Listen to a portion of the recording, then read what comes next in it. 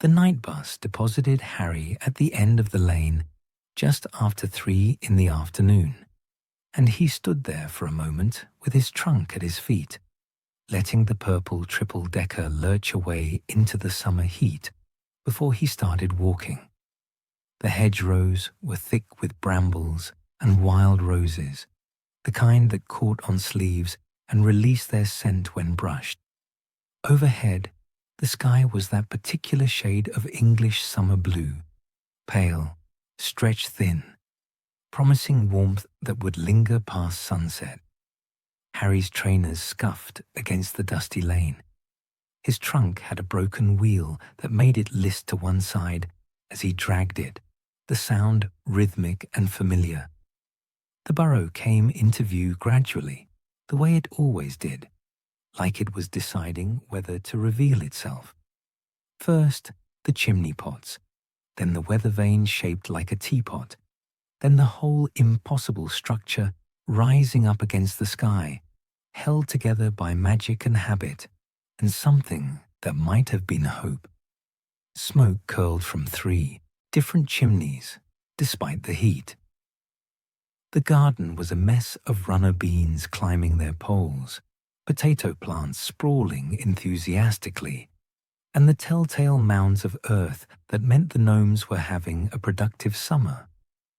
Harry stopped at the gate, his hand on the warm wood, and looked. The kitchen window was steamed from the inside, which meant Molly was cooking. The upstairs window of Ron's room was open, curtains moving slightly in the breeze that wasn't quite strong enough to be felt down here in the lane.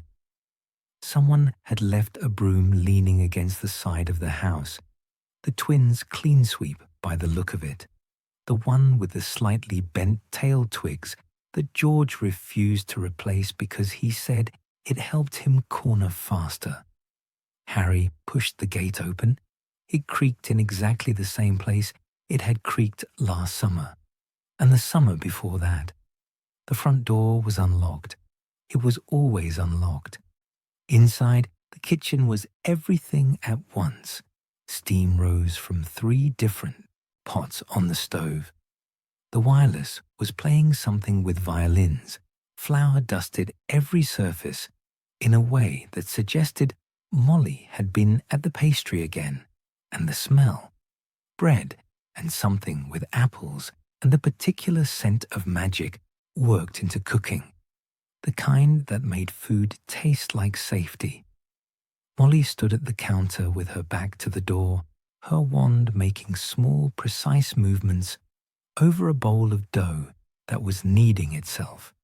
She wore her favorite apron, the blue one with scorch marks along the hem, from the time the pudding caught fire 3 Christmases ago.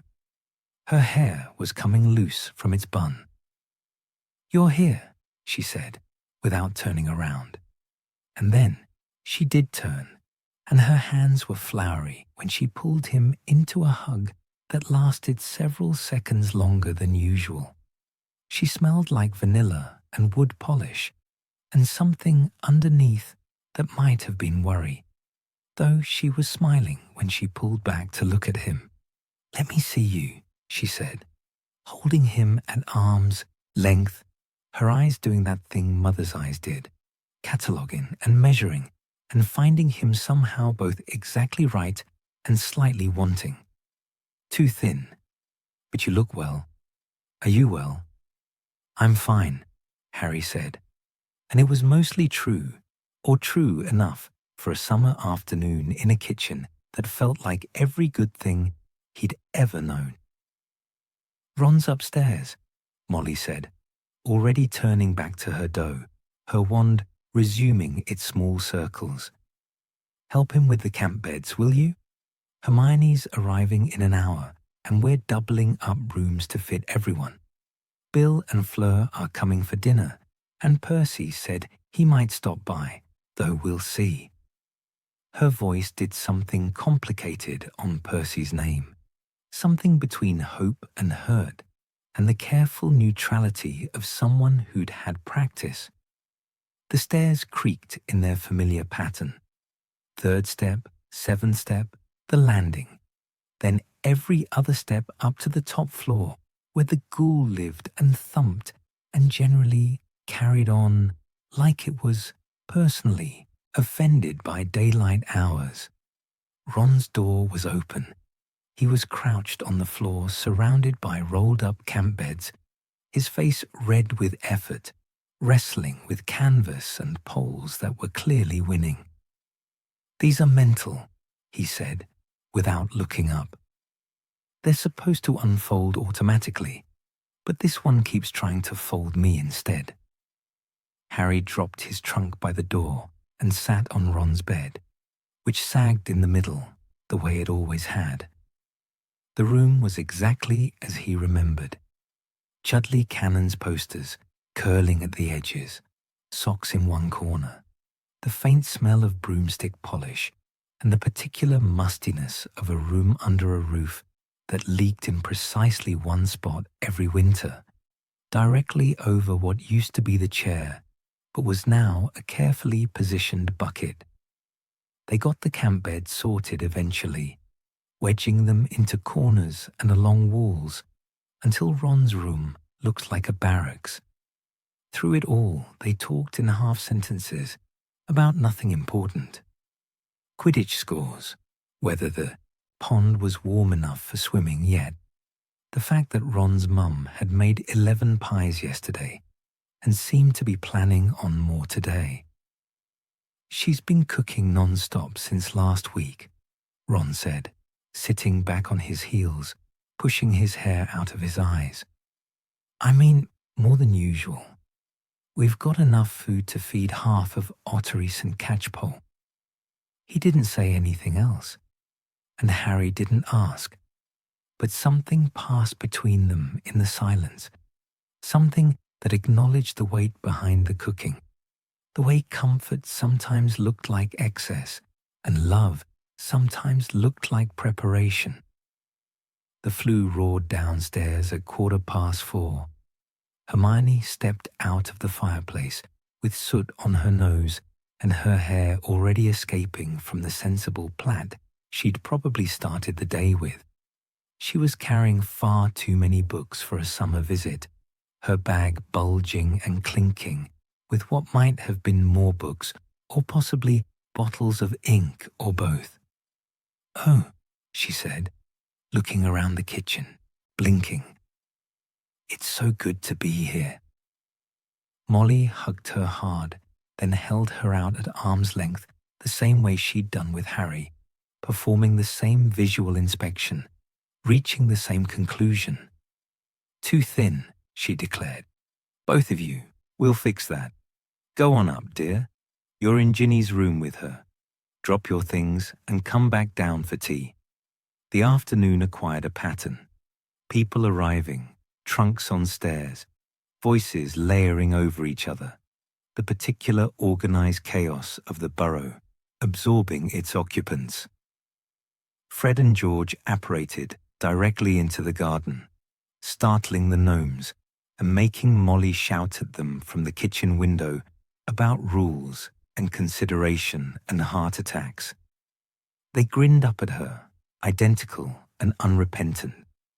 Ginny came in from the orchard as the sun started its slow descent, her hair pulled back, her shirt stuck to her shoulders with sweat. She had a quaffle under one arm and dirt on her knees. "You're back," she said to Harry, and something in her voice was pleased and careful at the same time, like she was holding something fragile. She dumped the quaffle by the door and went upstairs without saying anything else, but she'd smiled, quick and real, and Harry felt it settle somewhere in his chest. Arthur came home just before 6, and that was when Harry noticed. He apparated at the end of the lane. They all heard the small crack and walked up the path instead of appearing directly in the garden the way he normally would. His robes were dusty and his face was tired, the kind of tired that came from more than just a long day at the ministry. He kissed Molly on the cheek, set his travelling cloak on the hook by the door, and said something about checking some old protective charms around the property. Just routine maintenance. Nothing to worry about. Molly's hands stilled in the bread dough for just a moment, then resumed their kneading. Routine, she repeated, not looking at him. Routine, Arthur confirmed, and his voice was gentle in the way that meant he was lying kindly, and they both knew it, and neither of them said anything more. Dinner was loud in the way Weasley dinners were always loud. The kitchen table expanded and re-expanded until it barely fit in the room. Chairs squeezed in at odd angles, elbows bumping, serving dishes being passed hand to hand in a rhythm everyone knew without thinking. Bill had arrived with Fleur, and she sat beside Ginny, looking beautiful and slightly overwhelmed by the sheer volume of Weasleys in one space. Percy hadn't come. The food kept coming, roast chicken and potatoes, and 3 kinds of vegetables and gravy and bread rolls that were still warm, and the pies, of course, cooling on every available surface, their crusts golden and perfect. "Mum," Fred said, "are we feeding an army?" "Just family," Molly said, and her voice was bright, but her eyes moved around the table counting, making sure, holding on. They ate until the light outside turned soft and amber, until the first stars appeared in the bit of sky visible through the kitchen window, until everyone was full and the conversation had mellowed into something quieter. Stories being traded across the table, Arthur explaining some muggle thing he discovered at work, Bill talking about curse breaking in Egypt, the twins describing a new product in terms that made Molly look worried and everyone else look interested. Harry sat between Ron and Hermione and felt the warmth of the kitchen and the fullness of the table and the way everyone's laughter sounded, and underneath it all was something else, something he couldn't quite name. It felt like holding on. It felt like memorizing. When dinner finally ended and the plates started clearing themselves, stacking in the sink where they'd wait for someone to actually wash them, people dispersed slowly. Bill and Fleur left through the flue in a swirl of green flames. Fred and George went upstairs, whispering about something that made them laugh. Arthur settled into his armchair with the Evening Prophet, though Harry noticed he wasn't really reading it. Molly stood at the sink with her hands in the soapy water, washing plates that could have washed themselves, her movements slow and methodical. Harry went upstairs with Ron and Hermione, the stairs creaking their familiar song. In Ron's room, now crowded with camp beds and trunks, and 3 people instead of 2, they sat in a triangle on the floor, not quite looking at each other. "It's good to be here," Hermione said quietly. "Yeah," Ron said. Harry leaned back against Ron's bed and looked at the Chudley Cannons poster on the wall, at the way the players moved in their endless loop, chasing a quaffle they'd never catch. Above them, the ghoul thumped twice, settled, thumped again. Outside, the summer night was settling over the Burrow, warm and still. In the kitchen, Molly was still washing dishes that didn't need washing. In the garden, gnomes were already creeping back toward the potato patch. In his armchair, Arthur's eyes were closed, the prophet unread on his lap. Harry lay down eventually on one of the camp beds, staring at the ceiling, listening to Ron's breathing even out and Hermione's softer sounds from Ginny's room across the hall. The house settled around them with its familiar creaks and sighs, the sound of old magic and older love, holding them all together for another night. He didn't know he'd been holding something tightly, until he finally let it go. Just a little, just enough to breathe. The burrow stood in the darkness, all its lights burning, all its people sleeping, everything exactly as it should be, and somehow, quietly, not quite right at all. Morning came slowly to the burrow, the way it always did in summer. Light filtered through Ron's curtains in stages, grey first, then pearl, then the particular gold that meant the sun had cleared the orchard and was working its way across the garden. Harry woke to the sound of the ghoul, overhead doing its usual morning routine of thumping and groaning, and somewhere downstairs, the clatter of pots. He lay still for a moment, orienting himself. The camp bed was lumpy in exactly 3 places. Ron was still asleep, one arm flung over his face, snoring softly. Through the gap in the curtains, Harry could see a slice of sky, cloudless and promising heat. The smell of bacon drifted up the stairs. By the time Harry made it down to the kitchen, Molly had already laid out enough food for twice their number. The table groaned under platters of eggs, scrambled, fried, poached, rashers of bacon still sizzling gently, sausages, grilled tomatoes, mushrooms, beans, toast, stacked in a silver rack that kept it warm, and a pot of porridge the size of a cauldron sitting on the counter, steam rising from its surface. "Good morning, dear," Molly said, not turning from the stove where she was flipping something in a pan with more force than was strictly necessary. "Sit, sit. Tea's in, the pot. There's pumpkin juice, if you'd rather." Harry sat. The chair was the same one he always sat in when he stayed here, third from the window, with the slightly wobbly leg that no one ever remembered to fix. Morning lights slanted across the table, catching dust motes and making the butter dish gleam. Hermione appeared next, already dressed, her hair pulled back, a book tucked under her arm as if she couldn't bear to be without one even for breakfast. She poured herself tea and took the chair beside Harry, opening her book but not really reading it, her eyes moving to the window every few seconds to watch the garden coming alive in the morning sun. Ron tumbled in last, his hair sticking up in 6 different directions, still wearing yesterday's shirt. He made directly for the bacon, piling his plate high, then added eggs, then sausages, then seemed to remember toast existed and wedged 3 slices along the edge of his plate. "Morning," he said, through a mouthful of bacon, and Hermione gave him a look that suggested this was not proper breakfast etiquette, but she was smiling slightly when she did it.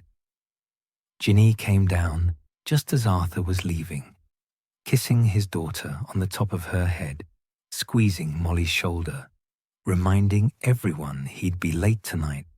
Something about an urgent matter with a flying carpet that had been modified to run on electricity and was now causing problems in Kent.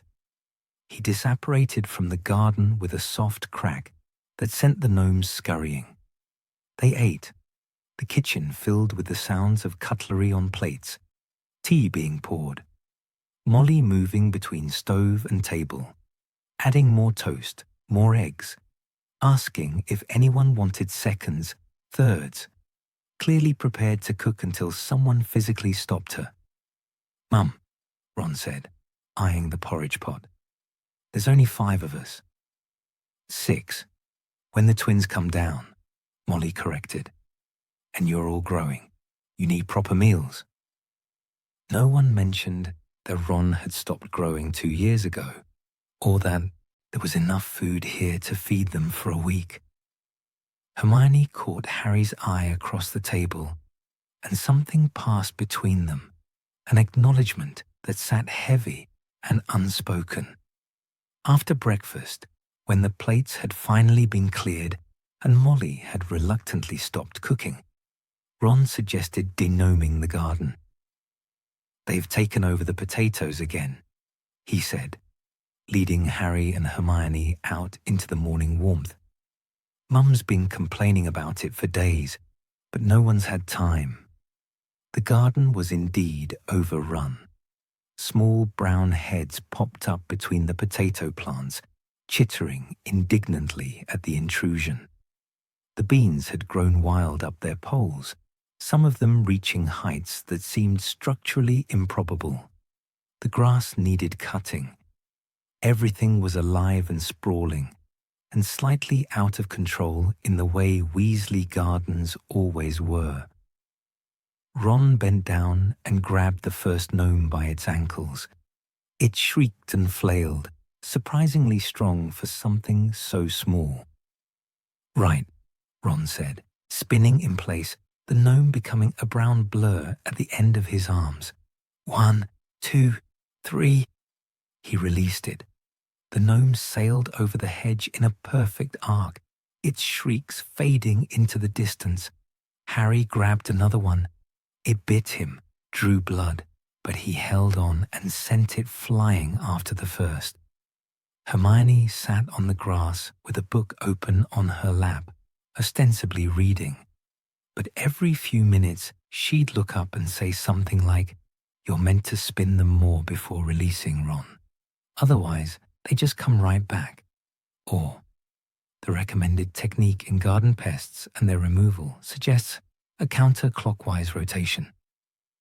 "Yeah, well, garden pests can come do it themselves then," Ron said, grabbing another gnome. They worked through the morning, the sun climbing higher, warming their shoulders. The gnomes squealed and swore in their strange language. Some of them bit. One of them managed to kick Ron in the shin hard enough to make him hop around swearing, while Hermione pretended very hard not to laugh. Ginny emerged from the house around 11, already in her Quidditch gear, her clean sweep over her shoulder. She watched them for a moment, arms crossed, looking amused. "Very impressive," she said. "Very heroic. Defending the potatoes from creatures the size of your fist." "Come help then," Ron called. "Can't. Training." She mounted her broom and kicked off, rising smoothly into the air, circling once over their heads before heading toward the makeshift goals at the far end of the garden. They watched her go, a dark shape against the blue sky, moving through drills Harry recognized from his own Quidditch training, loops and dives and sudden stops that must have taken incredible control. "She's gotten good," Hermione observed, shielding her eyes against the sun. "She's always been good," Ron said, grabbing another gnome.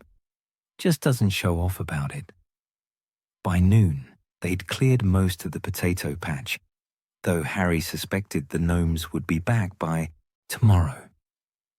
They sat in the shade of the apple tree, hot and grass-stained, passing around a jug of pumpkin juice Hermione had thought to bring from the kitchen.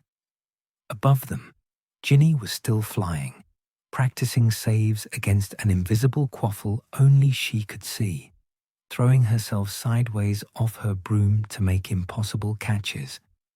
Fred and George appeared mid-afternoon, claiming they'd been in the orchard since breakfast, though Harry hadn't seen them go out.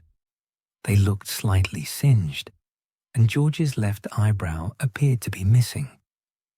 "Testing," Fred said, when Molly demanded to know what they'd been doing. "Products," George added. "For the shop," they said together. Molly's expression suggested she had opinions about this, but she only sighed and went back to the kitchen, where she'd been making what appeared to be her fourth pie of the day.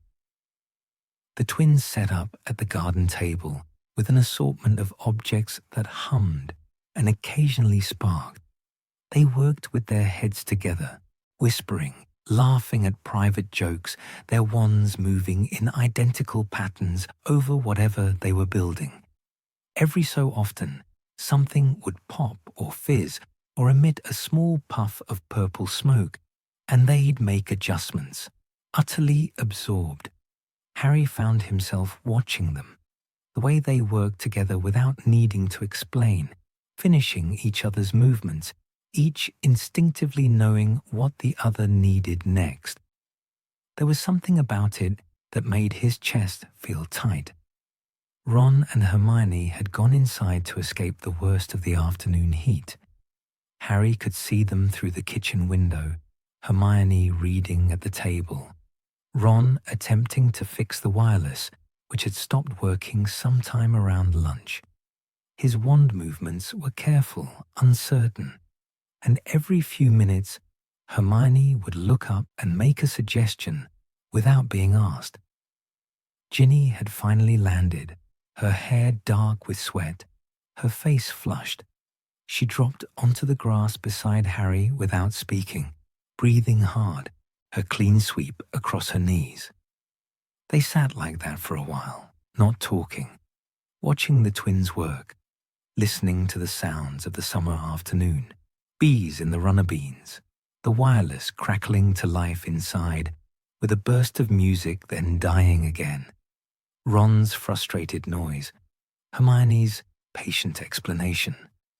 "It's nice," Ginny said eventually, so quietly Harry almost missed it. "Having everyone here." "Yeah," Harry said. She pulled up a handful of grass, let it fall through her fingers. "Feels different though, doesn't it?" Harry didn't answer, because they both knew it did, and saying so out loud wouldn't change anything. Arthur came home late, just as Molly was calling everyone for dinner. He looked more tired than he had yesterday, his robes dusty, his face drawn. He went straight to the kitchen sink and washed his hands for a long time, staring out the window at nothing in particular. "How were the protective charms?" Molly asked, too casually, setting plates on the table with more force than necessary. "Fine," Arthur said. "All fine. Just old magic. Needs maintaining. You know how it is." The table was full again. Potatoes and chicken and vegetables and bread, and 3 different pies cooling on the counter. They ate mostly in silence, too tired and too full of sun to manage much conversation. The twins were subdued. Their earlier energy faded into something quieter. Ginny pushed food around her plate. Ron ate steadily, but without his usual enthusiasm. Hermione sat with her fork in her hand, not eating, her eyes distant. Harry realized after a moment that she was memorizing something, her lips moving slightly, running through words she wasn't saying aloud. "Hermione," he said quietly. She blinked, came back to herself. "Sorry, just thinking." But her hand went to her pocket, where Harry knew she kept a small notebook, the one she'd been writing in since they arrived, filling it with spells and protective charms and things she thought they might need to know. After dinner, the kitchen stayed warm. Dishes washed themselves in the sink, plates stacking with soft clinks. Molly sat at the table with a basket of socks, her wand moving in small circles, darning holes that appeared and reappeared with stubborn regularity. The twins had gone upstairs. Ginny was in the sitting room with a Quidditch magazine. Arthur was at his usual spot, tinkering with something that looked like a muggle plug but probably wasn't. Harry, Ron, and Hermione migrated to the garden as the sun began its slow descent, painting the sky in shades of amber and rose. They sat in their usual spot under the apple tree, the grass cool now, the heat of the day finally breaking. The wireless played softly from the kitchen window, something slow and wandering. In the orchard, an owl called. The gnomes were already creeping back toward the potatoes, their small shapes moving through the twilight. "Tomorrow we should help your dad with those wards," Hermione said, not looking at either of them. Yeah, Ron said, and I want to practice defensive spells. Properly, I mean, not just reading about them. Okay. They sat until the stars came out, until the lights in the burrow began switching on, one by one, until Molly called from the kitchen window that it was getting late and they should come inside. Harry was the last to stand. He looked back at the house, at its impossible angles and leaning walls, at the light spilling from its windows onto the darkening garden. Everything looked exactly as it always had, safe and warm and permanent. He followed Ron and Hermione inside, where Molly was banking the fire and Arthur was locking doors that were never usually locked. And upstairs the ghoul was beginning its evening routine of complaint. The day folded itself away into memory. Just another summer day at the Burrow. Ordinary and quiet and unremarkable, except for the way it already felt like something they were losing, even as they lived it. Harry woke to silence. Not complete silence. The Burrow was never truly quiet, with its settling timbers and creaking floors and the ghoul's perpetual muttering overhead. But the particular silence of deep night, when everyone else was asleep and the house breathed differently, slower, like it had let down its guard. He lay on the camp bed for a moment, staring at the ceiling he couldn't quite see in the darkness. Ron's breathing was steady from across the room, punctuated by the occasional snore. Through the wall, he could hear nothing from Ginny's room where Hermione was sleeping. Harry sat up carefully, the camp bed springs protesting softly. He pulled on his trainers without bothering to tie them and made his way to the door, avoiding the floorboard that squeaked, the one just beside Ron's trunk. The stairs creaked anyway. They always did. 3rd step, 7th step, the landing. He paused there, listening. But no one stirred. The kitchen was dark except for the faint glow of embers in the fireplace. Harry moved to the back door, easing it open, and stepped out into the summer night. The garden was silver under a half moon, everything rendered in shades of grey and black.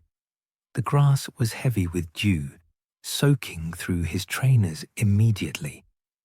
He walked toward the apple tree, toward the spot where they'd sat earlier, and found Hermione already there. She sat with her knees pulled up, her arms wrapped around them, staring at nothing in particular. She didn't turn when Harry approached, but she shifted slightly, making room. Couldn't sleep?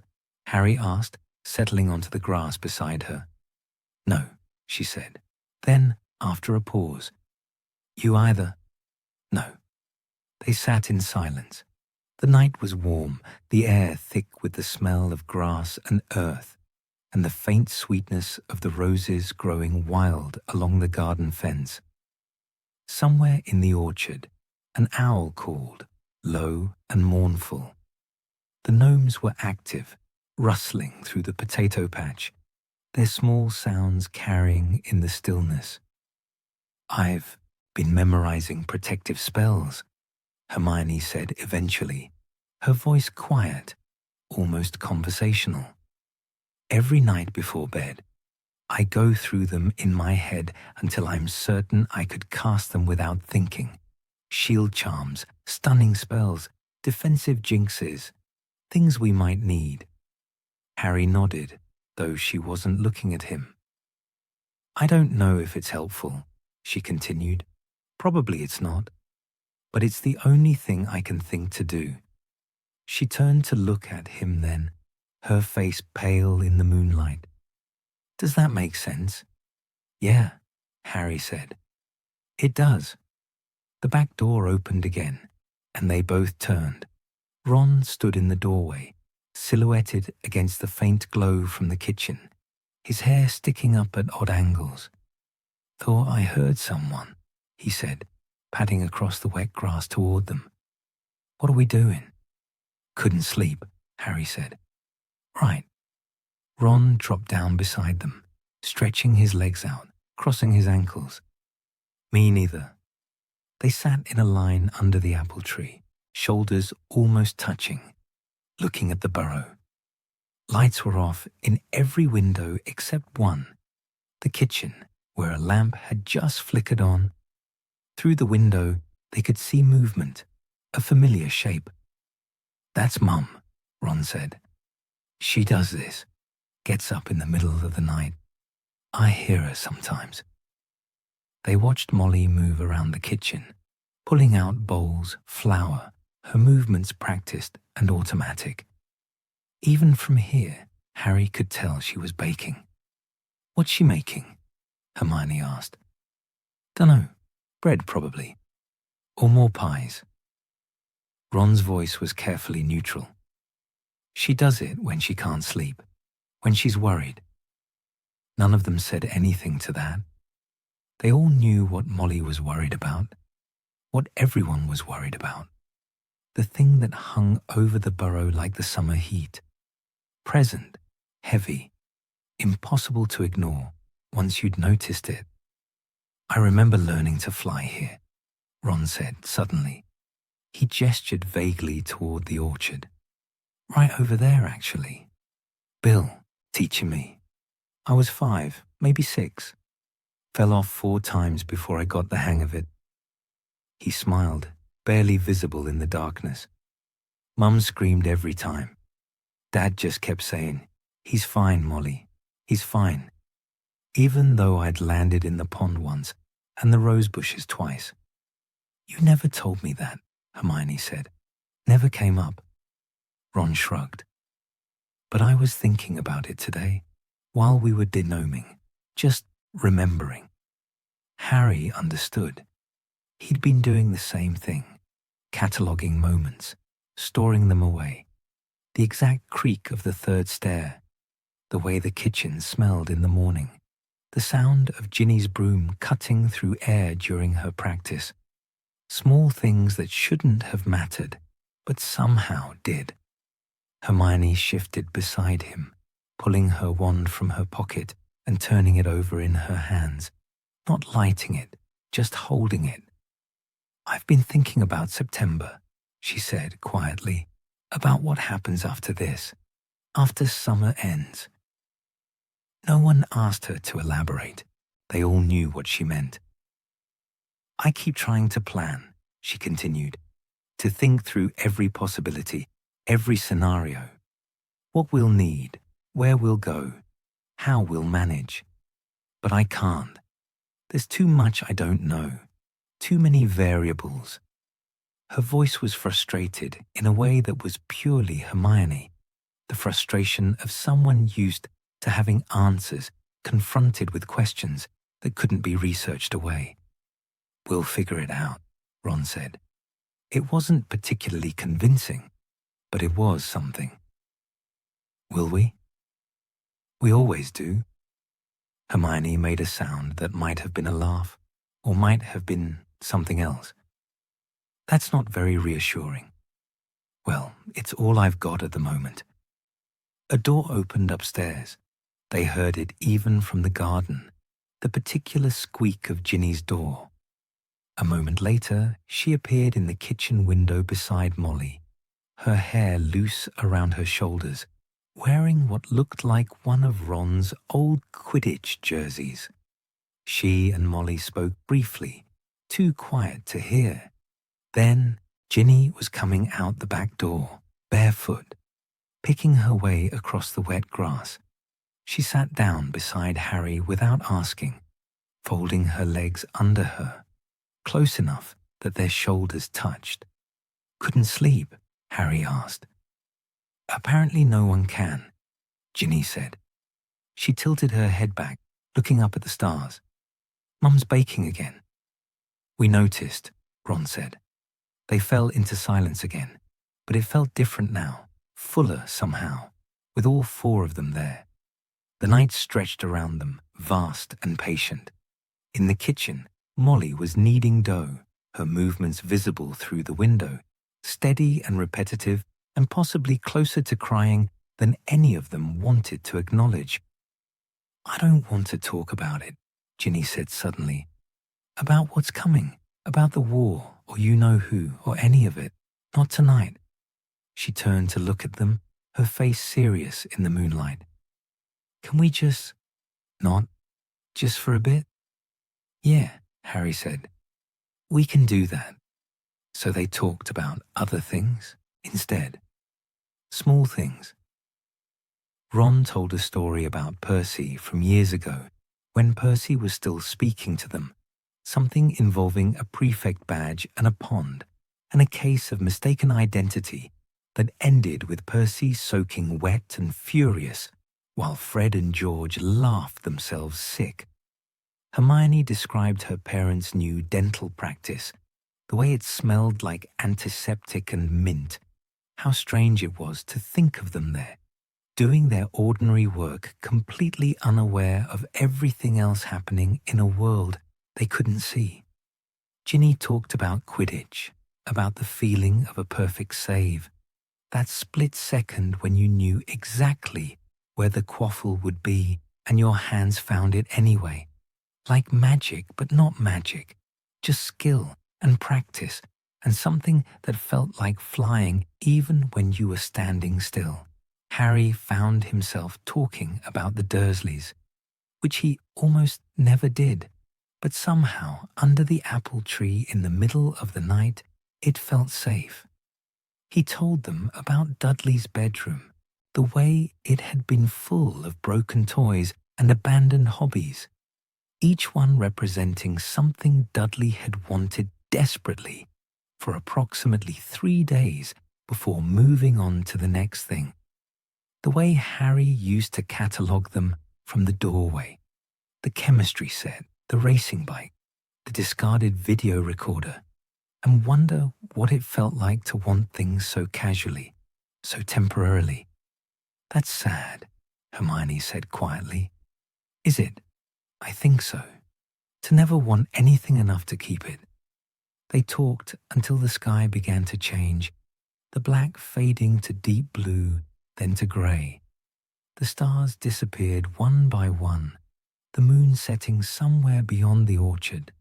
Birds started singing, tentative at first, then building into a chorus that meant morning was coming, whether they were ready for it or not. In the kitchen, Molly had finished baking. The light went off. They heard her climb the stairs, heard the quiet click of her bedroom door closing. "We should go in," Hermione said, but no one moved. Harry looked at the Burrow, at its crooked walls and smoking chimneys and windows that reflected the coming dawn. He looked at Ron, at Hermione, at Ginny sitting close beside him, her shoulder warm against his. "I'm scared," he said, and the words surprised him as much as they surprised the others. He felt Ron tense beside him, felt Ginny turn to look at him. "About what's coming, about all of it. I'm scared." There was a long silence. Then Hermione said, "Me too." "Yeah," Ron said. "Same." Ginny didn't say anything, but her hand found Harry's in the grass between them, and she squeezed once, hard, then let go. The sky was definitely lighter now, the garden emerging from shadow into the soft grey of early morning. The grass was soaking wet, their clothes were damp, and Harry's trainers squelched when he shifted his feet. He was cold and tired, and his neck was stiff from sitting too long in the one position. "Right," Ron said eventually, pushing himself to his feet with a groan. "I'm freezing, and if Mum finds us out here, she'll think we've been up to something." "We have been up to something," Hermione pointed out, accepting Ron's hand to pull herself up. "We've been having conversations in the middle of the night like a bunch of conspirators." "Exactly. She'll love that." Ginny stood last, brushing grass from her borrowed jersey. She looked at Harry, and in the grey light of dawn, her eyes were dark and serious and sad. "Don't tell them," Harry said quietly, not quite sure what he was asking. "About the Horcruxes. Not yet." He expected her to ask what Horcruxes were, but she didn't. She just nodded once, understanding passing between them without words. They walked back to the house together, their footsteps leaving dark trails in the dew-soaked grass. The kitchen was dark again, everything quiet. Upstairs, the ghoul was just beginning its morning routine. Harry climbed the stairs to Ron's room, avoiding the creaking steps out of habit, though they didn't seem much point now with dawn already breaking. Ron was already crawling into bed, not bothering to change his damp clothes. Through the wall, Harry heard Hermione's door close softly. He lay down on the camp bed and stared at the ceiling, watching the grey light strengthen to pearl, then to the pale gold of early morning. His eyes felt gritty. His clothes were uncomfortable, but something in his chest felt lighter than it had in weeks, maybe months. They were scared, all of them. They were scared, and they knew it, and they'd said it out loud, and somehow that made it bearable. Ron started snoring almost immediately. Harry listened to it, and to the ghoul overhead, and to the morning sounds of the Burrow waking up around them. Somewhere downstairs, a kettle began to whistle. The day was starting, ordinary and inevitable and precious in ways he hadn't known how to name before tonight. He closed his eyes and let himself drift, finally, into sleep. The morning after their late-night conversation arrived too soon and too bright. Harry woke to Ron shaking his shoulder, sunlight streaming through the gap in the curtains, with an aggressiveness that suggested it was already late. "Dad wants help with the wards," Ron said, his voice still rough with sleep. "Asked for you specifically. Said to come down when you're ready." Harry sat up, his neck protesting. The camp bed had not forgiven him for sleeping at an odd angle. "What time is it?" "Nearly 10. Mum let us sleep in." Ron was already dressed, pulling on his trainers. "She made breakfast, but it's probably cold by now. The twins ate most of it anyway." Downstairs, the kitchen bore evidence of a meal consumed and abandoned. Plates sat in the sink. A piece of toast remained on the table beside a half-empty pot of jam, and the smell of bacon lingered in the warm air. Molly stood at the counter chopping vegetables with more precision than seemed necessary, her wand beside her but unused, doing the work with her hands instead. "There's porridge in the pot," she said without turning, "and bread if you want toast. Your father's waiting in the garden, Harry dear." Harry grabbed a piece of bread, eating it plain as he headed out the back door. The morning was already warm, promising another day of summer heat. The garden looked different in full daylight after seeing it in moonlight, smaller, more ordinary. The magic of night conversation faded into grass that needed cutting and gnomes that were definitely back in the potatoes. Arthur stood at the far edge of the garden, near where the wards would be if Harry could see them. He held his wand loosely in one hand, his other hand raised as if feeling for something invisible. He wore his muggle clothes, corduroys and a shirt with a faded pattern, and his hair stuck up in the back where he'd forgotten to smooth it down. "Ah, Harry," he said, turning as Harry approached. "Good. Thank you for helping with this. Ron said you wanted me. If you don't mind." Arthur gestured at the air in front of him, at nothing Harry could see. The wards around the Burrow are old, very old. Some of them were set by Molly's great-aunt. Others I added when we first moved here. And there are layers upon layers now. They need regular maintenance, but—" He paused, his hand still raised, fingers spread. "Well, I thought it might be useful for you to know how they work." The unspoken hung between them, in case I'm not here to do it later. Harry nodded, his throat suddenly tight. "What do I do?" Arthur smiled, the expression not quite reaching his eyes. "First, you learn to feel them. Here." He took Harry's wrist gently, guiding his hand up to the same position, palm out, fingers spread. "Close your eyes. Don't look for them. Feel for them. Magic leaves an impression, like heat or pressure, but not quite either. It's more like the air just before a storm. Can you feel it?" Harry stood with his eyes closed, his arm outstretched, feeling ridiculous and uncertain. The sun was warm on his face. A bee droned past. Somewhere in the house, one of the twins laughed at something. Then, there, a tingling sensation, so faint he almost missed it, like static electricity or the moment before a sneeze. A sense of something invisible pressing back against his palm, neither hot nor cold, but present, definitely present. "I feel it," Harry said, opening his eyes. "Good." Arthur looked pleased. "That's the outermost ward. It's a detection charm. Very simple. Just alerts us when someone crosses the property line. Useless against dark wizards, really, but it lets us know when the postman's coming." He moved his own hand in a slow circle, tracing something Harry couldn't see.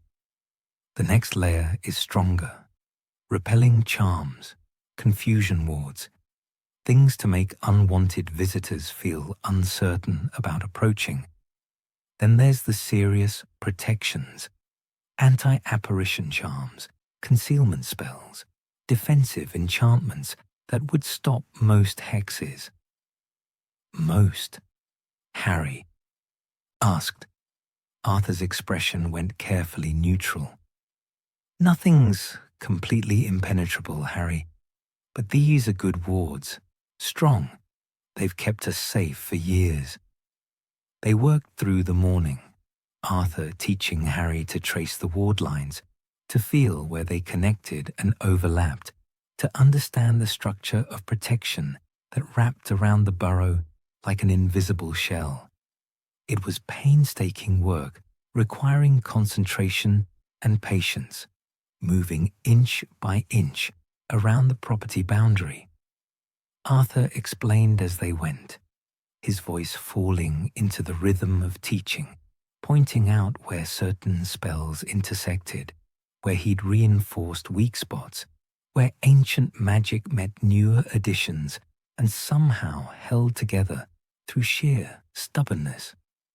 "Your mother was brilliant at wards," Arthur said at one point, almost absently, his wand tracing a complicated pattern in the air.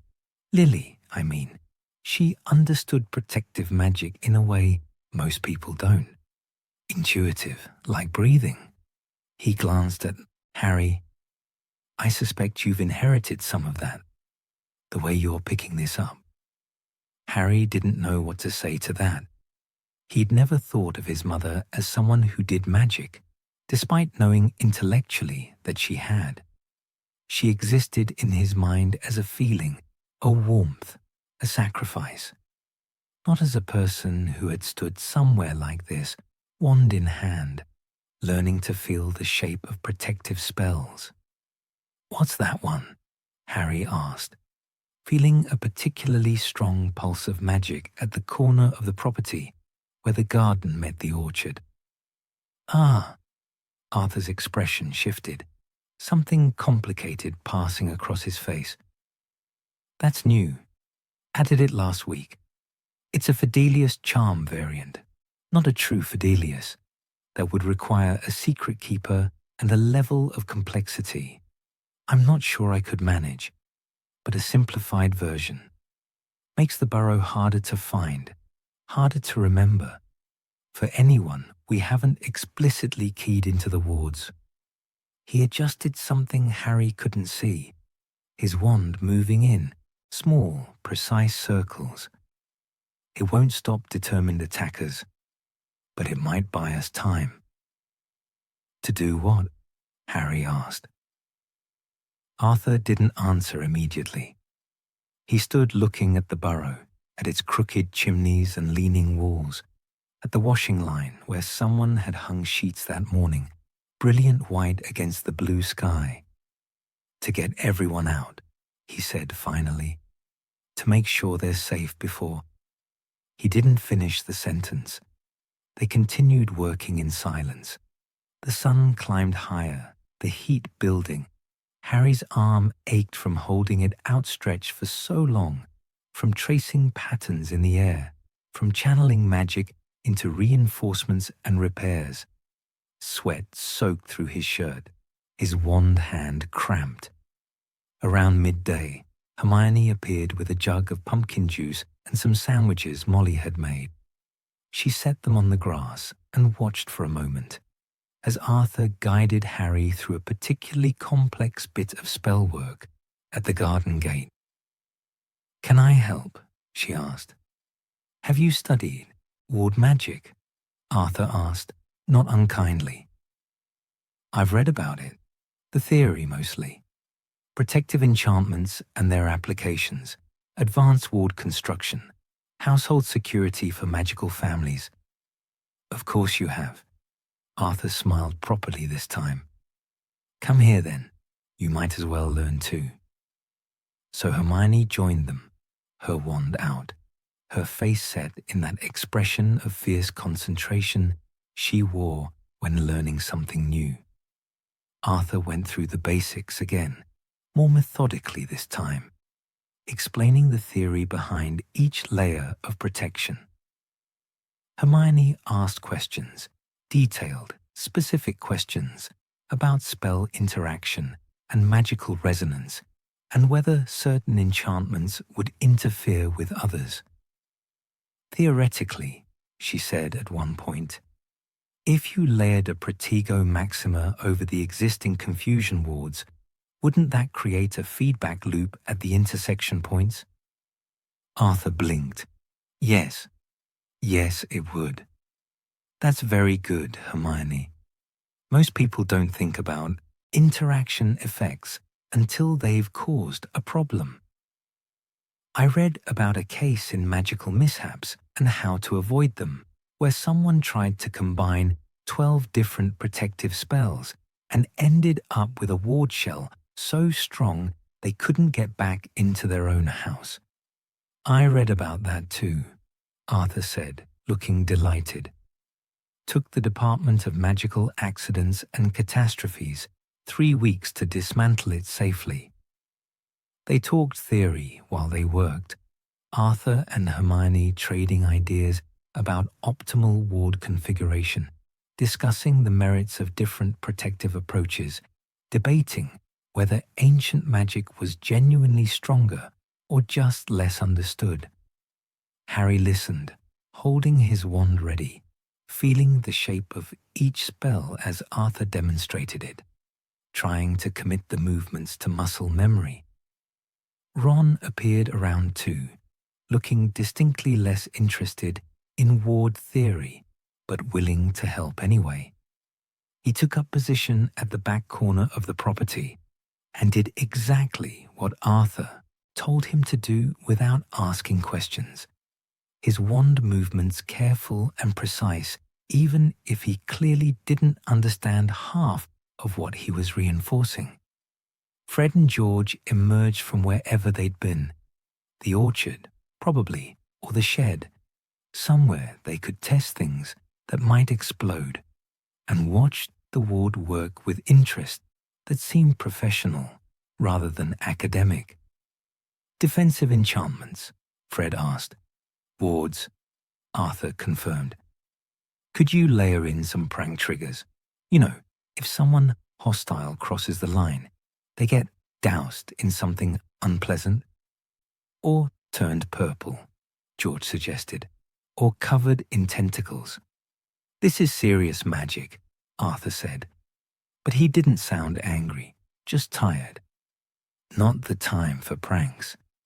"Actually," George said, his tone shifting, losing its joking edge, "we've been working on some defensive products.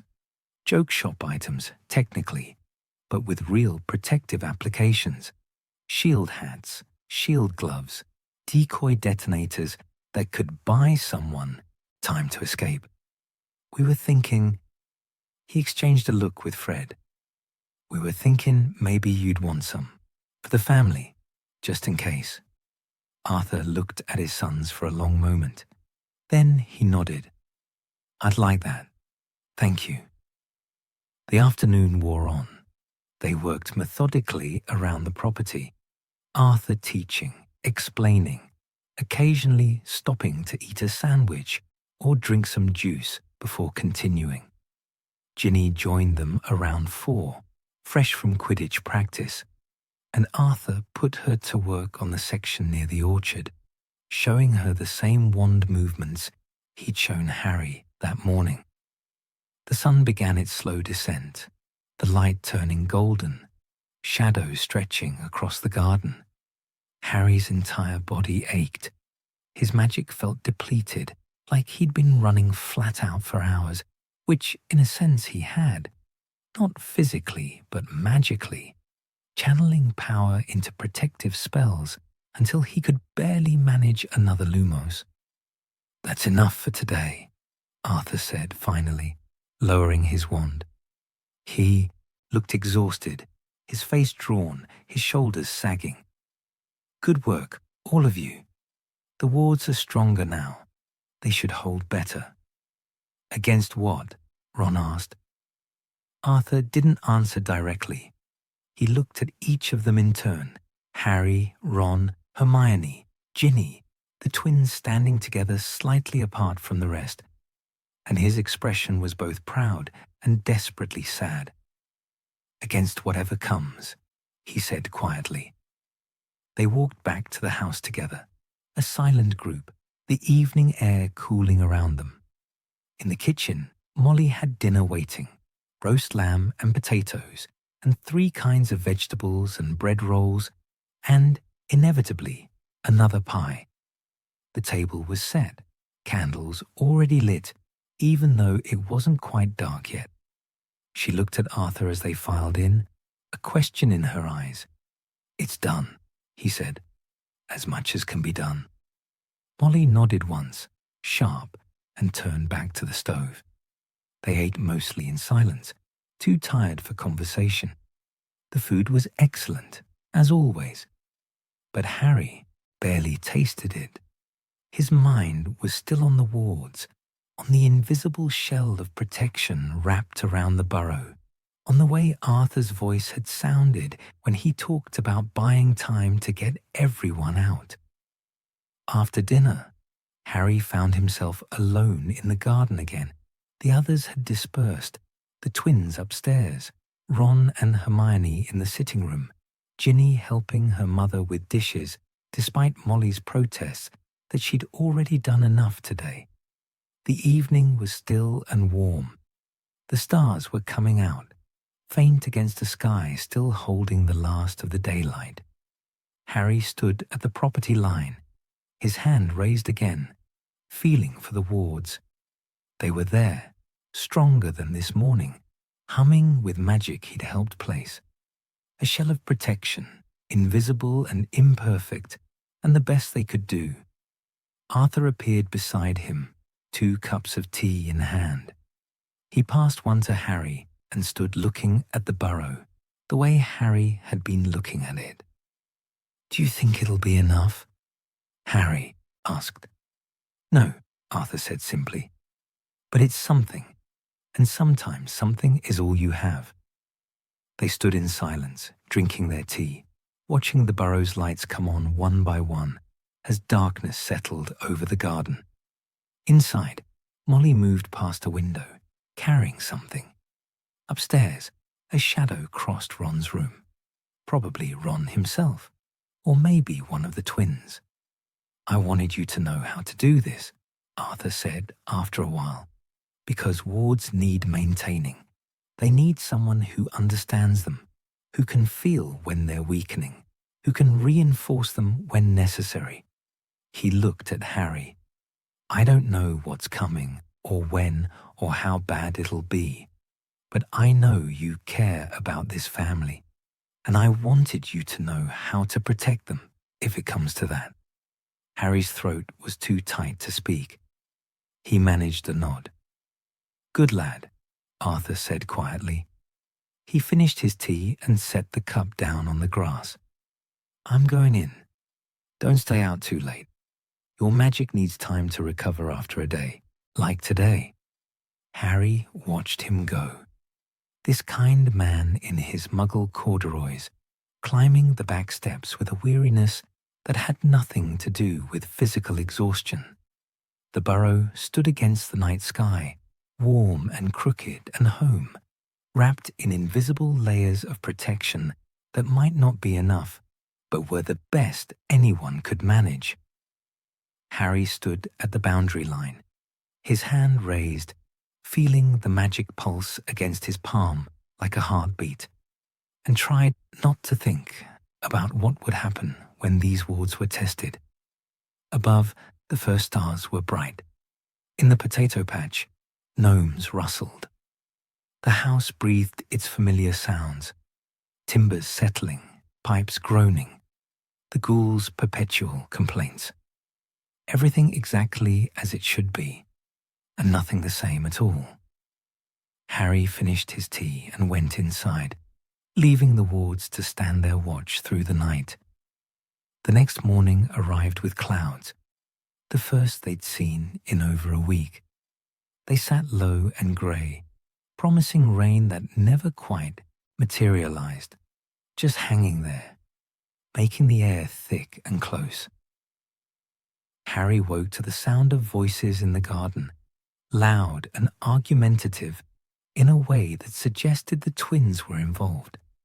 He looked out Ron's window and saw them already setting up goals at either end of the makeshift pitch, arguing about whether the left hoop was crooked or whether Fred's perception was crooked. Ginny was there too, her broom over her shoulder, and as Harry watched, she kicked off without warning and flew a perfect circle around both twins, close enough to ruffle their hair. Match today then, Ron said from his bed, sounding more alert than he had any right to be given how late they'd stayed up talking the night before. Looks like it. By the time Harry and Ron made it downstairs, half the Weasley family was already outside. Molly stood at the kitchen window watching them, her hands wrapped around a cup of tea, her expression unreadable.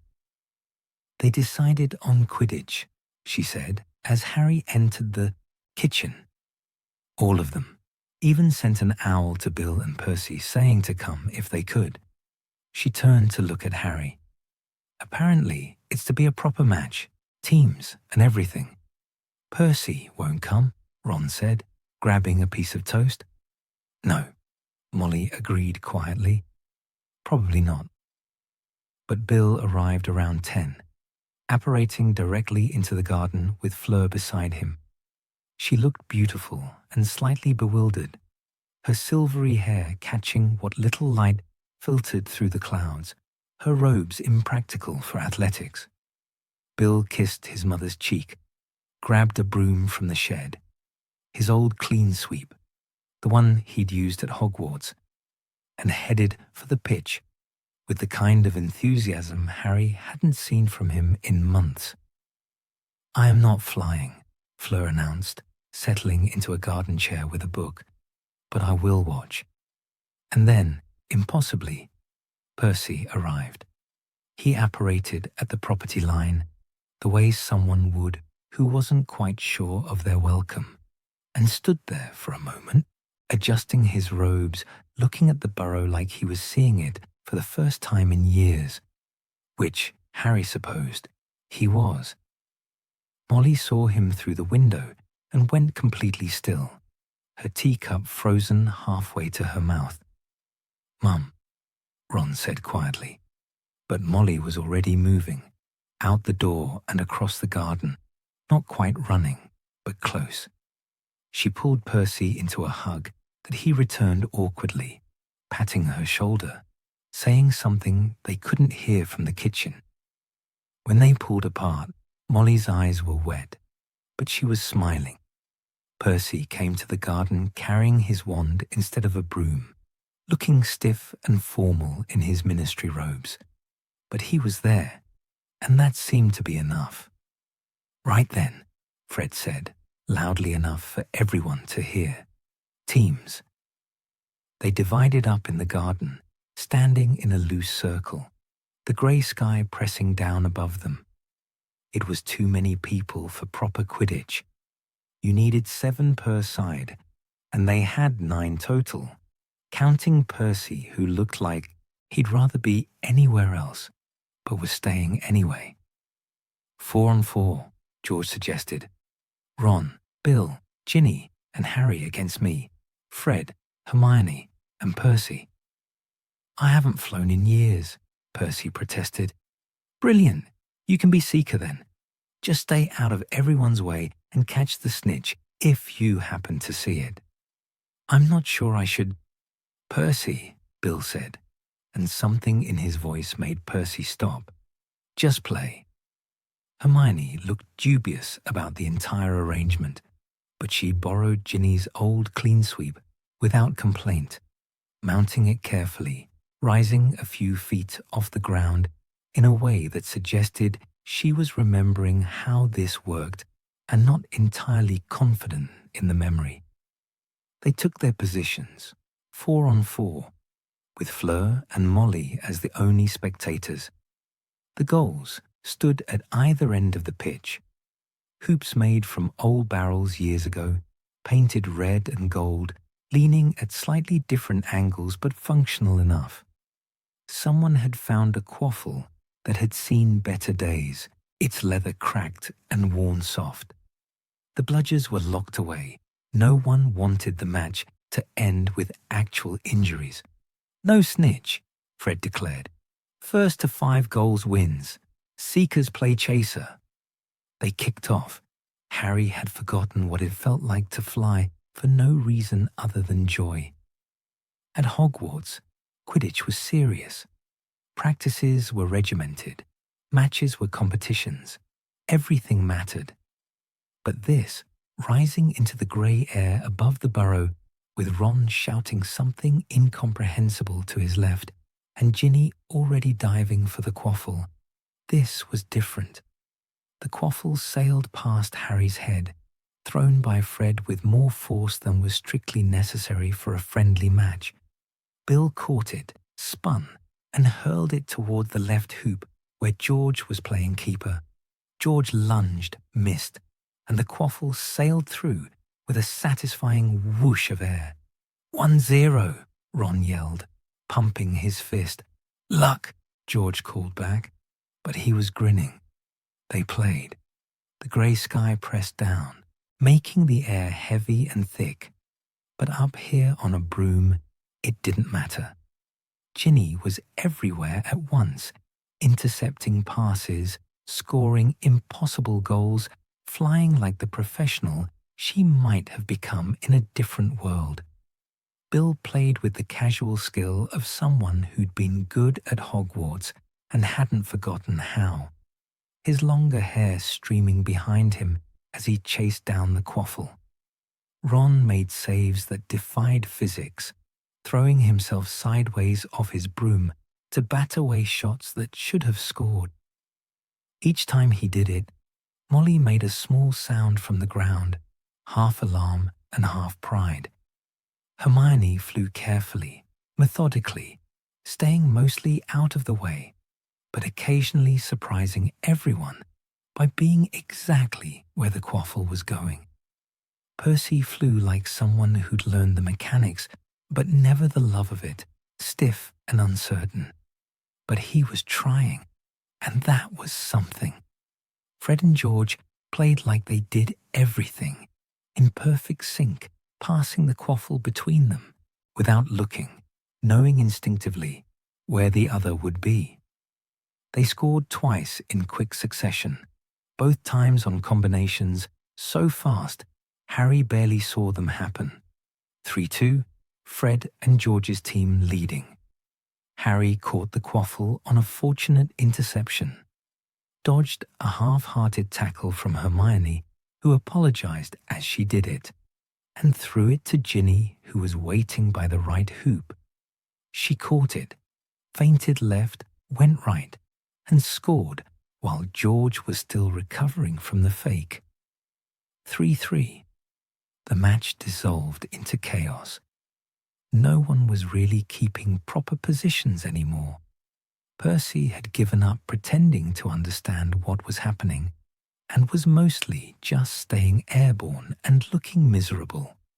Hermione had found her rhythm, flying with more confidence now, occasionally making passes that actually worked.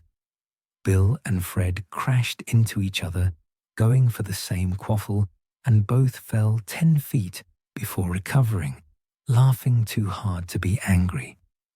Ginny scored again. 4-3. Then George equalized with a shot from halfway across the pitch that somehow found the hoop despite being impossible.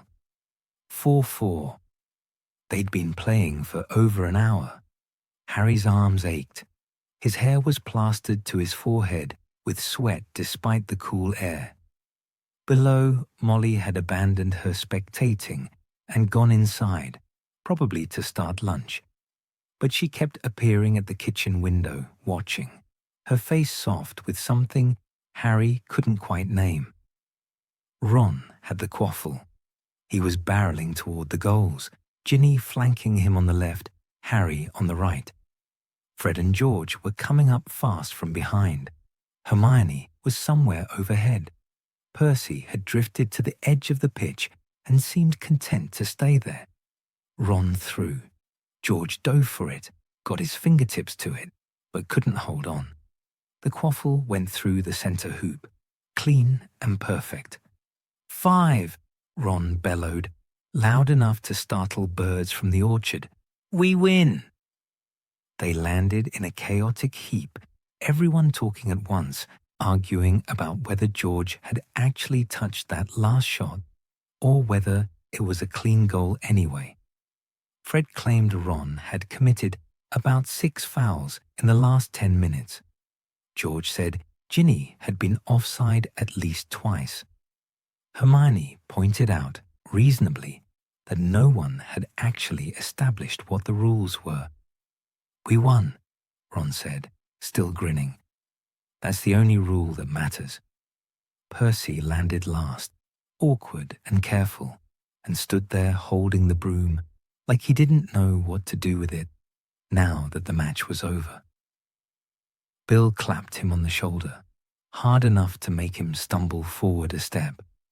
Good flying, Bill said. I didn't do anything. You showed up, Fred said, and for once his voice held no teasing, just simple truth. That's something. They walked back to the house together, sweaty and grass-stained, brooms over shoulders, still arguing about the match. Fleur had gone inside at some point. Through the kitchen window, they could see her helping Molly with something at the counter, the two of them moving around each other with the careful politeness of people still learning to be family. Lunch was ready when they tumbled into the kitchen. Sandwiches and crisps and leftover pie and cold pumpkin juice. They ate standing up, too energized to sit, replaying moments from the match, each person's version slightly different from everyone else's. You were offside, George insisted to Ginny. There was no offside. There should have been. You're just angry I scored 4 goals. 3.5. That second one definitely hit the rim first. It went through the hoop. That's a goal. Percy stood slightly apart from the argument, eating his sandwich in small, precise bites. But he was listening. And every so often, something would cross his face that might have been the ghost of a smile. Arthur came home to find them all still in the kitchen, the match having expanded into a full family gathering without anyone quite planning it. He looked surprised, then pleased, then something more complicated when he saw Percy. "Percy," he said, carefully neutral. "Father." Percy set down his sandwich. "I should go. I only came for the match." "Stay," Arthur said. It wasn't quite a request. "Stay for dinner. Your mother would like that." Molly, at the counter, went very still. Percy looked at her, then at his father, then at his siblings, all watching with varying degrees of hope and wariness. "All right," he said, finally, "just for dinner." The afternoon drifted into evening. The clouds never broke, never rained, just hung there, making everything grey and close. They spilled out into the garden again, too many bodies for the kitchen, settling into chairs and onto the grass. The conversation flowing easy now, lubricated by the match and the unexpected joy of all being together. Fred and George demonstrated some new products for Bill. A shield hat that actually worked, a decoy detonator that made very realistic running sounds when activated. Bill tried the hat on, let Fred throw a jinx at him, laughed when it bounced off harmlessly. "You could actually sell these," he said, sounding impressed and slightly surprised. "We do sell them," George said. "Business is good, actually. Turns out people want products that are fun and functional." Hermione sat with a book again, but she wasn't reading it, just holding it while she watched the twins work, her expression thoughtful. Ron sprawled on the grass beside her, one arm thrown over his eyes, probably dozing. Ginny and Harry found themselves sitting slightly apart from the others, shoulders almost touching, watching the scene unfold. "This is nice," Ginny said quietly. "Yeah, even with Percy being weird and formal about everything. He came, though." "He came," Ginny agreed. She pulled up a handful of grass, let it fall through her fingers. "Do you think we'll do this again?" Harry didn't ask what she meant. He knew. "I don't know." "Me neither." She was quiet for a moment. "I'm trying to remember it all, just in case." Harry understood. He'd been doing the same thing, cataloguing moments, storing them away. The exact sound of Ron's laugh when he made that impossible save. The way Bill's hair had streamed behind him when he flew. Fred and George's identical grins when they scored. The careful way Percy held his sandwich, like proper eating technique, was the only thing keeping him from falling apart. Molly called them for dinner as the grey day faded toward a grey evening. The table was too full, chairs crammed in at impossible angles, elbows bumping, but no one complained. She'd made roast chicken and potatoes and carrots and peas and 3 different kinds of bread and, inevitably, another pie. They ate. Percy sat between his parents, still stiff, still formal, but present. The twins were uncharacteristically subdued, their usual jokes missing their sharp edges. Bill kept the conversation moving, asking safe questions about work and life and nothing that mattered too much. Halfway through the meal, Arthur raised his glass. "To family," he said simply. "To family," they echoed. Even Percy, even Fleur, who was still learning what this family meant. All of them raising their glasses in the warm kitchen with the grey evening pressing against the windows. After dinner, Percy stood to leave. He thanked Molly for the meal, shook Arthur's hand, nodded to his siblings. At the door, he paused. "This was good," he said, To no one in particular. Thank you for including me. You're always included, Molly said, her voice fierce. You're always welcome here. Always. Percy nodded, not quite meeting her eyes, and disapparated with a soft crack that seemed too loud in the quiet evening. The others dispersed slowly, Bill and Fleur through the flue, the twins upstairs, Ron and Hermione to the sitting room, where the wireless was playing something soft and wandering. Ginny went up to her room.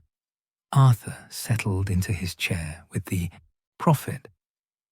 Harry helped Molly with the dishes, even though she protested that they could do themselves.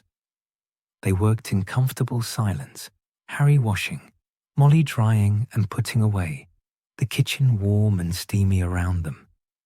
Thank you for today, Molly said eventually. For playing, for including Percy, for being here. I didn't do anything. You did. She set down a plate, turned to look at him properly. You're part of this family, Harry. You know that, don't you? Harry's throat was too tight to speak. He managed a nod. Good, Molly said softly. She squeezed his shoulder once, then went back to drying dishes, like she hadn't just said something that made Harry's chest feel too full to breathe properly. Later, lying on the camp bed in Ron's room, listening to his friend snore and the ghoul thump and the house settle around them, Harry thought about the match, about flying through grey air with people he loved, chasing a worn quaffle, playing for nothing but the joy of it, about Percy showing up despite everything, about the way they'd all sat together at the overcrowded table, this impossible family, this chosen thing. Outside, the night was still grey, still heavy with clouds that refused to break. But inside the Burrow, all the lights were burning, all its people sleeping, everything held together by magic and love, and the stubborn refusal to let go, even when letting go, might be easier. Harry closed his eyes and held on to it. The memory of flying, of laughter, of one perfect afternoon when they'd all been together, and it had been enough. The morning arrived with actual rain. Harry woke to the sound of it drumming on the roof, steady and insistent, the kind of rain that meant staying indoors. Through Ron's window, the garden looked grey and blurred, the orchard barely visible through the curtain of water. The ghoul was quieter than usual, as if even it had been subdued by the weather. Ron groaned and pulled his pillow over his head. What time is it? Early, Harry said, though he had no idea if that was true. Downstairs, the kitchen was dim despite it being morning, the windows running with water, the light struggling through. Molly was already up naturally, moving between stove and counter with her usual efficiency. The smell of porridge and toast filled the warm space. Good morning, dear, she said as Harry entered. Terrible weather. Still, we needed the rain. The garden was getting parched. Harry sat at the table and accepted a bowl of porridge without being asked. Through the window, rain sheeted down, turning the world into watercolor washes of green and grey. It felt like being underwater, cut off, separate from everything outside these walls. Hermione appeared next, her hair already fighting its plait, a different book under her arm than yesterday. She poured herself tea and sat across from Harry, opening the book but not reading it, just staring at the pages while the rain hammered overhead. We should talk, she said, quietly, so only Harry could hear. About what comes next. About September. Harry's stomach tightened. He'd known this was coming, had been expecting it, but somehow the rain and the grey light and the warmth of the kitchen made it harder. Not here. We're running out of time, Harry. She was right. He knew she was right. The summer was more than half over, and they'd spent it in this strange suspension, pretending they could stay at the Burrow forever, that September wouldn't come, that the world outside these wards had somehow paused while they played Quidditch and denomed gardens. Later, Harry said. Today, I promise. Hermione looked like she wanted to argue, but Ron arrived then, shuffling to the table, still half asleep, and the moment passed. The morning stretched long and slow. The rain never let up, just continued its steady assault on the roof and windows.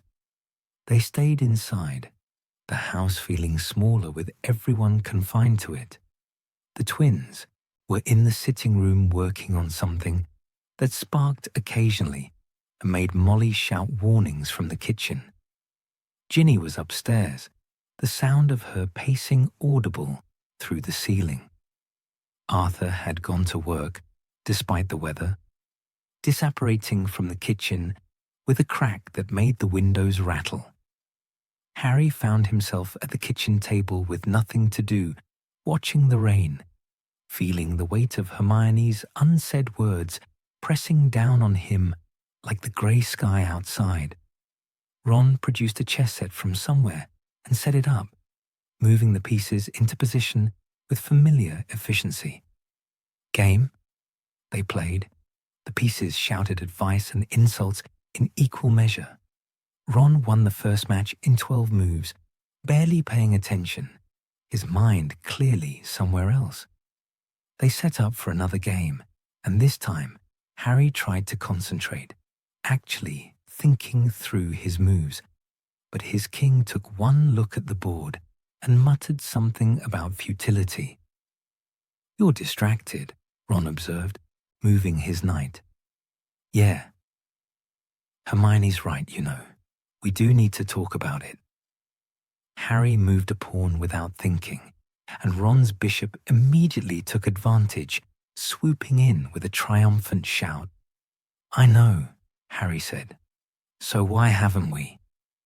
Harry looked at his friend across the chessboard, at Ron's face open and serious and worried. "Because once we start planning, once we say it out loud, then it's real. Then summer's over." "Summer's already over, mate. We're just pretending it's not." The rain pounded harder, if that was possible. Through the window, Harry could see nothing but grey water. The garden dissolved into nothing. Hermione appeared in the doorway, Ginny behind her, both of them looking determined in a way that made Harry's stomach sink. "We need to talk," Hermione said again. "Now. All of us." They went to Ron's room because it was the only place that felt private enough. The four of them sat in a circle on the floor between the beds, the rain loud on the roof just above their heads. The ghoul thumped once, twice, then fell silent as if sensing this was important. For a long moment, no one spoke. Then Ginny said, "Tell us." "Tell you what?" Harry asked, though he knew. "Whatever it is you're not telling us. Whatever you and Dumbledore were doing last year. Whatever's making you look like that." She gestured at his face, "like you're carrying something too heavy." Harry looked at each of them in turn. Ron, watching him with worry and loyalty in equal measure. Hermione, her hands clasped tight in her lap, already braced for bad news. Ginny, fierce and certain, deserving truth even if the truth was terrible. "Horcruxes," Harry said quietly. The word fell into the room like a stone into still water. "What are those?" Ron asked. So Harry told them. About the cave, about the locket, about the other Horcruxes they'd need to find and destroy. About how Voldemort had split his soul into pieces, hidden them in objects, made himself impossible to kill as long as they existed. About how this was what they'd be doing come September, hunting for pieces of a dark wizard's soul while the world fell apart around them. He spoke quietly, methodically, laying it all out like facts that could be dealt with instead of the impossible task it actually was. Hermione's face went pale, then paler. Ron looked sick. Ginny just listened, her expression unreadable. When Harry finished, the silence was absolute, except for the rain. "How many?" Hermione asked finally, her voice steady despite everything. 7 pieces total, we think. We know what some of them are. The diary, that's already destroyed. The ring, Dumbledore got that one. The locket from the cave, but that one was a fake. "A fake?" Ron interrupted. "Someone got there first. RAB, whoever that is, took the real one and left a fake." Harry pulled out the locket from his pocket, the one they'd nearly died to retrieve, worthless. "We need to find the real one. And the others. A cup, maybe. Hufflepuff's. Something of Ravenclaw's or Gryffindor's. Nagini, the snake. And maybe something else, we're not sure." "That's mental," Ron said. "That's completely mental." "I know. And you're planning to do this? Just go out there and hunt for these things with you-know-who and all his Death Eaters looking for you?" "Yes." "When were you going to tell us?" Ginny asked, and there was something dangerous in her voice. Harry looked at her, at the hurt beneath the anger. "I'm telling you now. You've known for months." "I know. We deserve to know, Harry." Hermione's voice was quiet, controlled, which somehow made it worse. "We're in this too. We've always been in this too. I wanted—" Harry stopped, started again. "I wanted to keep it away from here, from the Burrow. Let this place stay clean of it a little longer." The rain hammered overhead, relentless. "We're coming with you," Hermione said. "No, we're coming with you," she repeated, firmer now. "Don't bother arguing. I've already decided." "Same," Ron said. "You can't," Harry said, looking at them both. "It's too dangerous. You have families, lives. You can't just—" "You have a family too," Ron interrupted. "Us. And you don't get to make this decision for us. Your mum will understand, eventually. Or she won't. But we're still going." Ron's jaw was set in that stubborn way that meant no amount of arguing would change his mind. "You're not doing this alone, Harry. That's not how this works." Ginny was quiet, too quiet. Harry turned to her, saw something complicated working across her face. "I can't ask you to—" he started. "You're not asking," she said. "They're telling you. And they're right." She pulled her knees up, wrapped her arms around them. "I can't come with you. I know that. I have to go back to Hogwarts, have to keep things normal as long as possible. And anyway, 3 people moving around secretly is hard enough without making it 4. Ginny, but don't think that makes it easier," she said, and her voice was fierce now, angry and hurt and scared all at once. "Don't think I'm okay with this, with any of this." The room felt too small, the air too close. Harry wanted to be anywhere else, wanted to take back the last 10 minutes, wanted to not have told them, even though he knew they'd needed to know. "When do we leave?" Hermione asked, practical even now, already thinking ahead. "After the wedding," Harry said. "Bill and Fleur's wedding. We'll stay for that, then go." "That's less than 2 weeks." "I know. 2 weeks to prepare, to plan, to figure out where to even start looking." Hermione was already in that mode, the one where she organized impossible situations into manageable steps. "We'll need supplies, books, protective spells, a way to move around unseen, a list of possible locations." "Hermione," Ron said gently. She stopped, looked at him, and something in her face crumbled slightly. 2 weeks, she repeated, quieter now. Yeah. They sat, in silence, while the rain continued its assault on the roof. Harry felt hollowed out, scraped clean, like he'd been carrying this weight for so long that removing it had left him unsteady. I'm scared, Ginny said quietly. Me too, Hermione admitted. Same, Ron said. I know, Harry said, because they'd had this conversation before, under the apple tree in the darkness, and the words hadn't changed. Only now there was a plan attached to the fear, a shape to the thing they were afraid of. Footsteps on the stairs made them all tense. Then Molly's voice calling up that lunch was ready, that they should come down before it got cold. They looked at each other, a silent agreement passing between them. Not a word to anyone, Harry said. Not yet. Let them have the wedding first. They went downstairs one by one, trying to look normal, probably failing. In the kitchen, Molly had made soup and fresh bread, and the warmth and smell of it was so ordinary, so perfectly normal, that Harry felt something crack in his chest. They ate lunch while the rain continued. Molly chattered about the wedding preparations, about flowers and seating arrangements, and whether the tent would be big enough. Arthur came home soaked through, complaining cheerfully about apparition coordinates and rain. The twins argued about something involving extendable ears and whether they'd sold enough to justify a second shop location. Everything was exactly as it had been this morning, and nothing was the same at all.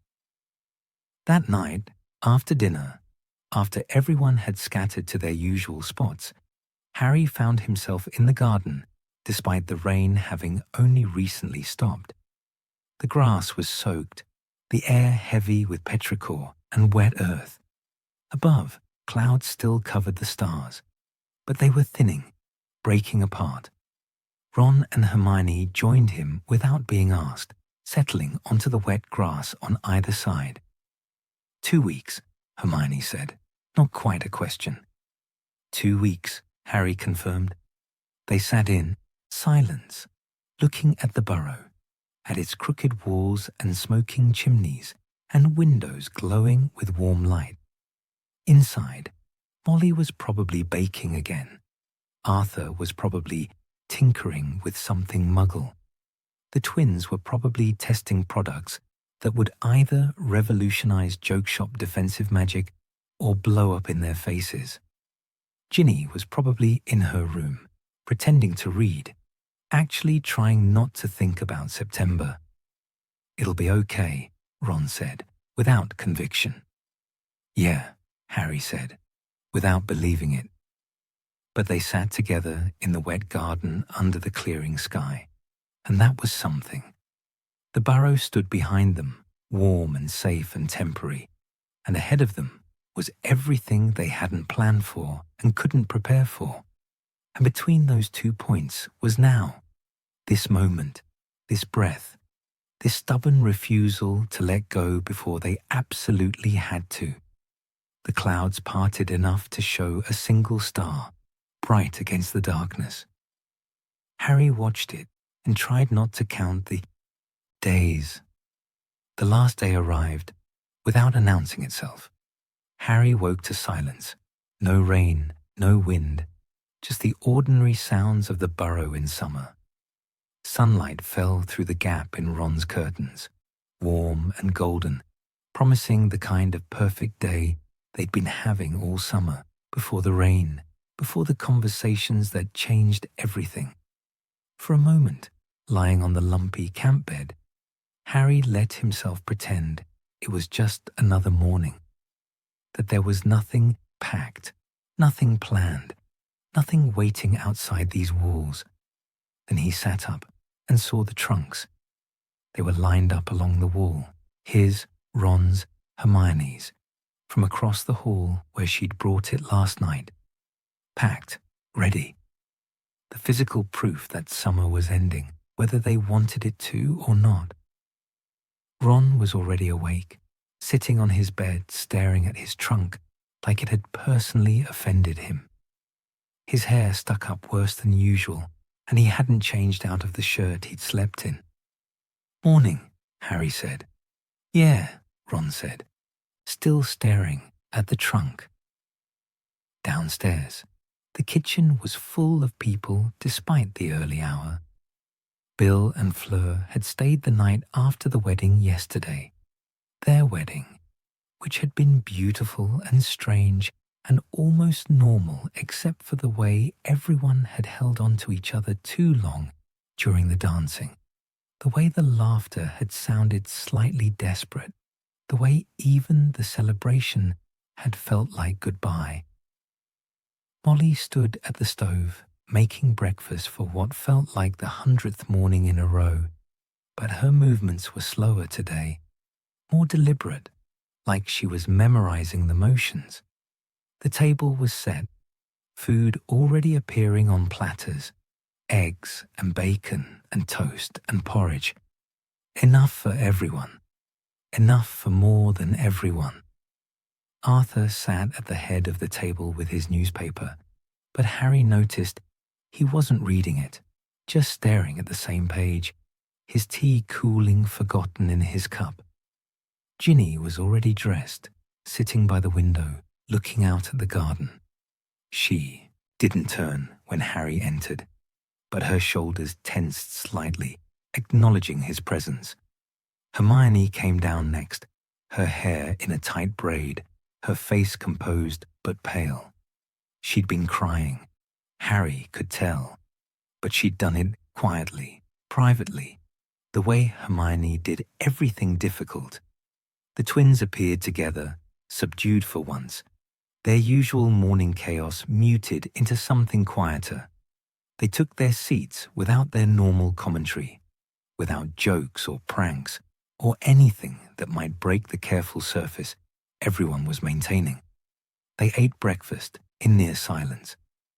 Molly kept refilling plates no one was really eating from. Arthur finally gave up pretending to read and just sat, his hands wrapped around his teacup, looking at his family. "The wards will hold," he said eventually, to no one in particular. "I checked them again this morning. They're strong." "Good," Molly said, her voice too bright. "That's good, Arthur." After breakfast, there was nothing left to do but leave.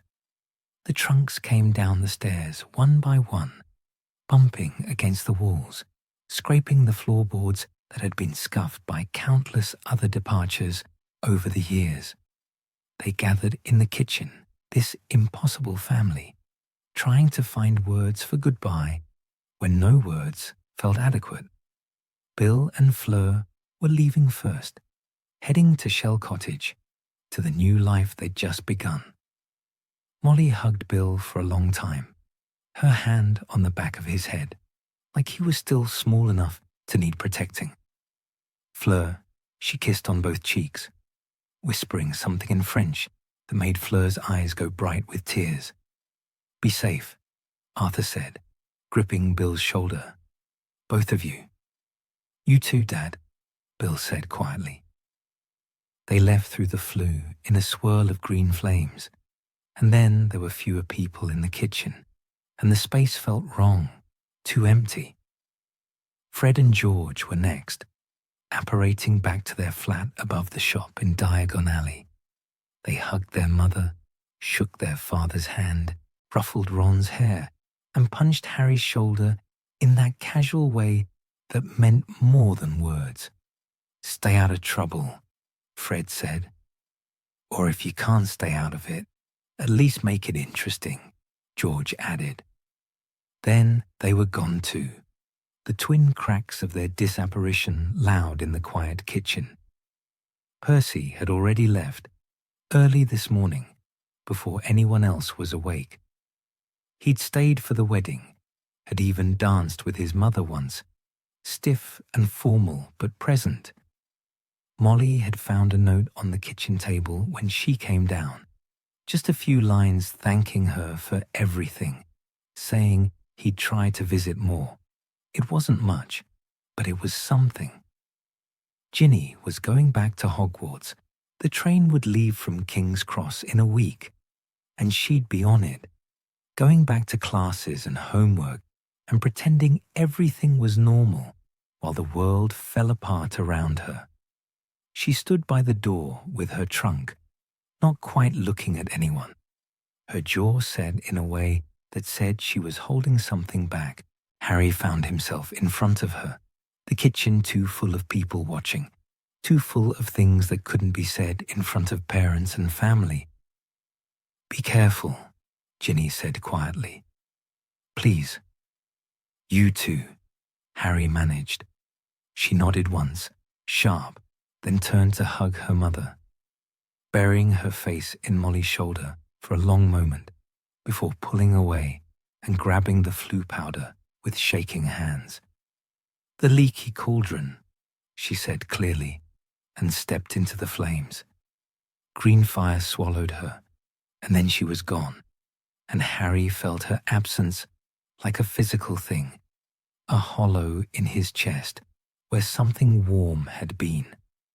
Now it was just the three of them, Harry, Ron, Hermione, standing in the kitchen with their trunks, facing Arthur and Molly across the space that felt simultaneously too large and too small. Molly looked at them, at all three of her children, whether blood made them so or not, and her composure finally cracked. "You don't have to do this," she said, and her voice broke on the words. "Whatever it is, whatever you think you need to do, you could stay.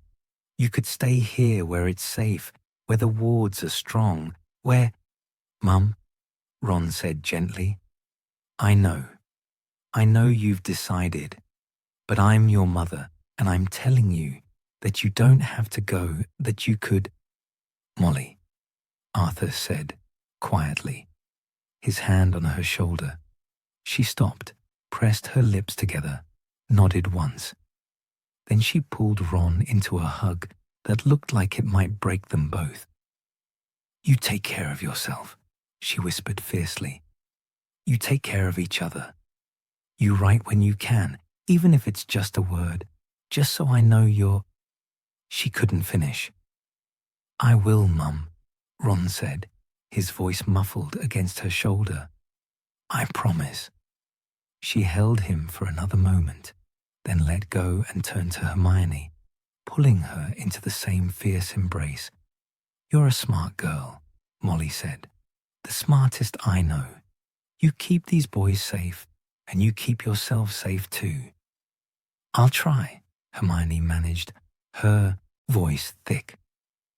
Then Molly turned to Harry, and her face did something complicated, a dozen emotions passing across it, too fast to name. "Harry Potter," she said, and it came out part exasperation, part fondness, part grief. "You impossible, brave, foolish boy." She hugged him like she'd hugged her own sons, tight and desperate and loving, and Harry closed his eyes and breathed in vanilla and flower and home, trying to memorize it, to keep it for when he'd need it later. "Come back," Molly whispered against his hair. "All of you. Whatever happens, whatever you have to do, you come back." "We will," Harry said, hoping it wasn't a lie. Arthur shook each of their hands, his grip firm, his eyes bright with something that might have been tears. "The wards will hold," he said again, "and we'll be here. When you need to come back, we'll be here." There was nothing left to say. Nothing that would make this easier or better or less like tearing something vital away. They took their trunks. Hermione went first, disapparating with a soft crack that left an empty space in the kitchen. Ron went next, squeezing his mother's hand one final time before he disappeared. Harry stood alone in the kitchen with Arthur and Molly, the space echoing with absences. "Thank you," he said quietly, "for everything, for every summer, every meal, every... His voice caught. Thank you. Oh, Harry, Molly said, fresh tears spilling over. You don't have to thank us for loving you. Harry nodded, not trusting himself to speak. He turned toward the door, toward the garden one last time. The morning was beautiful. The sky was cloudless and blue, the garden green and wild. Gnomes already back in the potatoes despite being evicted 2 days ago. The washing line still held sheets from yesterday, brilliant white against the sky. The orchard trees were heavy with fruit not quite ripe. Everything was exactly as it should be, preserved in amber, waiting. Harry turned back once. Arthur and Molly stood in the doorway, holding each other, watching him go. The Burrow stood behind them, crooked and impossible and home, wrapped in invisible wards that would hold against whatever came, at least for a while. Smoke curled from the chimneys. The ghoul thumped its familiar complaint. The weather vane turned slowly in a breeze Harry couldn't feel from here. He raised his hand in something between a wave and a salute. Then he turned and disapparated, the crack of his departure echoing across the garden. And the Burrow was left standing in the summer morning, all its people scattered, all its rooms empty, waiting for a war to end, waiting for children to come home, waiting with patient, stubborn love for the day when its kitchen would be full again, when laughter would echo through its crooked halls, when the family it held together through magic and hope and sheer determined will would gather once more around its overcrowded table. The washing moved gently on the line. The gnomes chittered in the potatoes. The house settled with its familiar creaks and sighs. And in the kitchen, Molly Weasley stood at the window with flour on her hands and tears on her face, watching the empty garden, and whispered a prayer to any magic that might be listening to keep her children safe. The summer was over, the war had begun, and the Burrow stood waiting, as it always had, as it always would, for the ones it loved to find their way home.